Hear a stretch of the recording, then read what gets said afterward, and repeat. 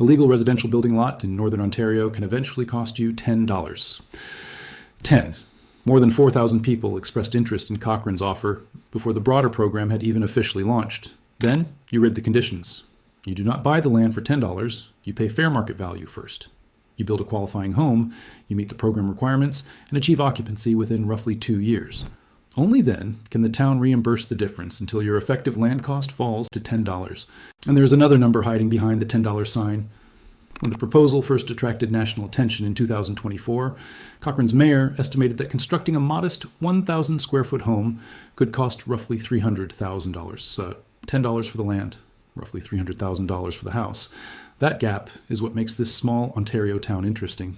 In July 2026, the average Canadian home sold for about $675,000. Meanwhile, 8 hours north of Toronto, Cochrane is trying to reduce one ingredient of housing to almost nothing. Cochrane has a little over 5,000 residents. It sits in northeastern Ontario, surrounded by forests, mining activity, and enormous amounts of physical space. The town wants to grow.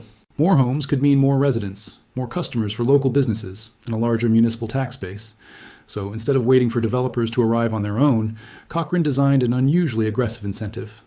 Eligible municipally owned land can effectively fall to $10 after the buyer completes the required development.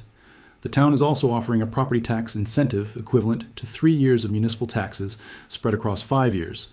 If practically free land were enough, the incentives could stop there. Cochrane's own growth planning identifies the harder problems: construction costs, labor shortages, site preparation, and the cost of moving materials into the region. The dirt is only the first invoice. The concrete still has to arrive.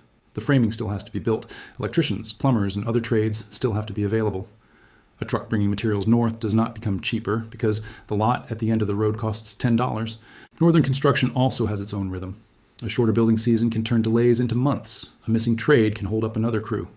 Materials that are common in a major city may take longer to source and more money to deliver. That $300,000 estimate makes the experiment unusually clear. Remove almost the entire price of the dirt and a large bill remains. The next part of the program is just as revealing. Why make buyers pay market value first? Why not simply sell the property for $10 on day one? Because a $10 lot attracts more than future homeowners. It can attract people who want to hold cheap land and wait. Cochrane is trying to avoid that. The rebate comes after development. A qualifying detached home generally needs to reach occupancy within roughly 2 years. So the spectacular price is also a filter. The town is rewarding completed housing rather than whoever is first to claim inexpensive dirt. That matters because a cheap land program can generate headlines without generating homes. Thousands of clicks or applications add no residents unless houses are actually finished. And then there are those 4,000 expressions of interest. For a community of about 5,400 people, that is extraordinary attention.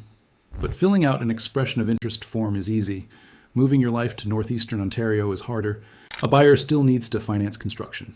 Someone in the household may need a local job. Children may need schools. Families think about healthcare, transportation, and daily services. Remote workers have to consider whether their jobs will remain remote years from now. The price of property can make someone look at a town. The economy surrounding that property helps determine whether they actually move there. Canada has enormous amounts of land, but most jobs, services, and people are concentrated in a much smaller collection of metropolitan areas, transportation corridors, and resource communities. A cheap lot in Cochrane cannot replace a lot beside a Toronto job for someone whose income depends on being in Toronto. Its value comes from a different economic equation. Cochrane does have advantages. The municipality expects regional resource development to support future employment. Local planning anticipates growth rather than simply managing decline. There's also physical capacity for more residents.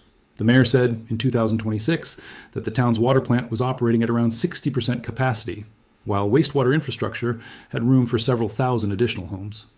Many fast-growing communities face the opposite problem. They may have land on paper, but roads, pipes, and treatment plants become the next bottleneck. Cochrane already has some room in those systems. It has land, infrastructure capacity, tax incentives, and thousands of interested people. That makes what happened next especially interesting. As of spring 2026, the broader $10 lot program still had not officially launched. The town itself said so while reporting those thousands of expressions of interest. Council had begun moving specific municipal property through the framework earlier in the year, but that is a long way from thousands of $10 lots becoming thousands of occupied houses. The attention arrived first. The construction still has to follow, and that creates the real test. 4,000 expressions of interest tell us people notice cheap land. They do not tell us how many can finance a new home. how quickly builders can supply those homes, or how many applicants are willing to relocate hundreds of kilometers from the largest employment markets.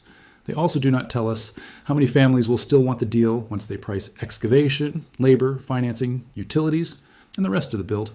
Eventually, the useful numbers will be much less exciting than $10. Building permits, foundations, occupancy permits, actual residents. Those numbers will tell us whether an extraordinary land incentive can create ordinary housing. And there is a broader reason this matters. Housing debates often search for one dominant culprit: land, zoning, taxes, interest rates, labor, or materials. Each can matter enormously in the right place. Cochrane gives us a rare chance to watch what happens when one of them is pushed almost to zero. If the lot effectively costs $10 and the finished home still costs hundreds of thousands, the remaining bill becomes harder to ignore. Labor still has a price. Materials still have a price. Transportation still has a price. Financing still has a price. And location carries an economic price even when the land does not. That cost never appears on a receipt.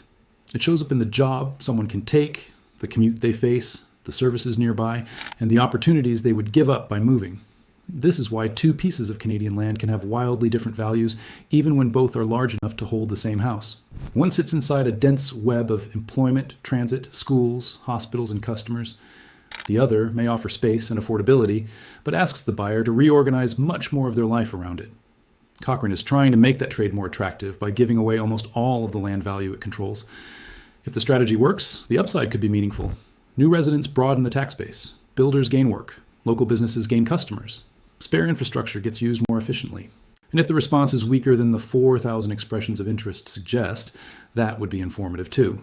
It would show how large the gap can be between wanting cheap property and being able to build a life around it. That is why this program is worth watching after the viral headline disappears. Cochrane has already proved that $10 land gets attention. What has not been proved is how much housing $10 land can actually create. The answer will come from how many people can turn that price tag into a front door, because Cochrane has pushed the cost of the dirt almost as low as mathematics allows. Now Canada gets to see what the rest of a house really costs. You're watching Hoch, documentary stories about the systems that shape the modern world,